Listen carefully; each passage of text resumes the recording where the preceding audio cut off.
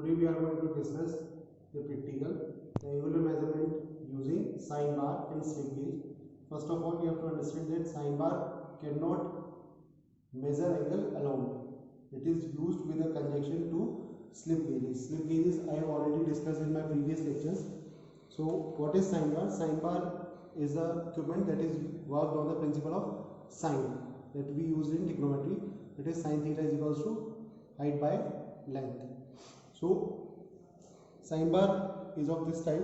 It is having two fixed rollers, and the distance between these two fixed rollers is called as length of the sine bar. There is a flat surface of the sine bar, and here is also a flat surface. According to the use, we have to choose the surface which we have to work over. Now for the measurement of angle by using sine bar, we need a sine bar, slip gauge, and a specimen and flat plate.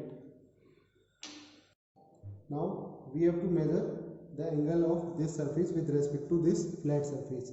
We have to measure this angle. So for that, I have kept this sine bar over this surface in such a way that it will touch the surface whose angle is to be measured. One roller is resting on the base plate or the surface plate, and the other roller is in air. Now we have to find out this gap, because we have to apply the formula of sine theta. Sine theta is equals to height by length. So length, which length will we have to take? We have to take the center to center distance between the two rollers.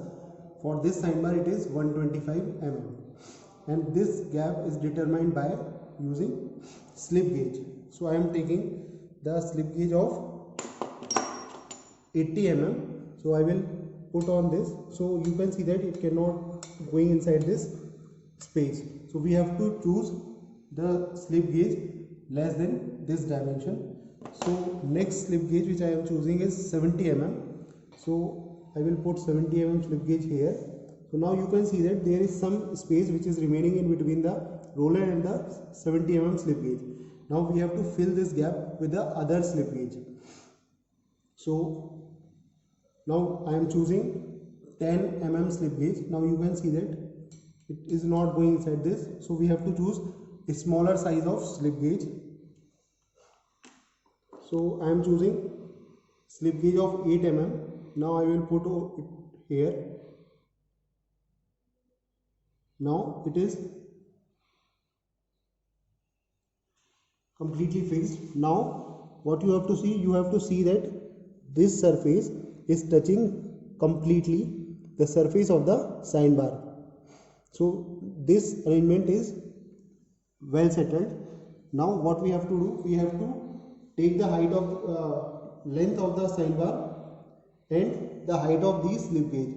So what we have to do, we have to remove this slip gauges and we have to add these slip gauges, and these slip gauges are of 70 mm and 8 mm. So it is 78 mm.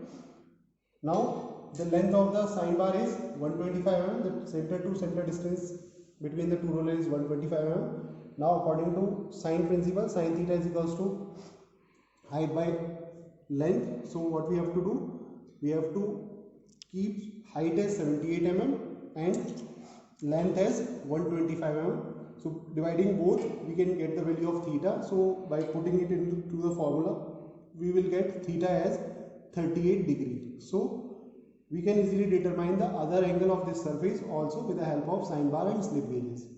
Okay. So thank you.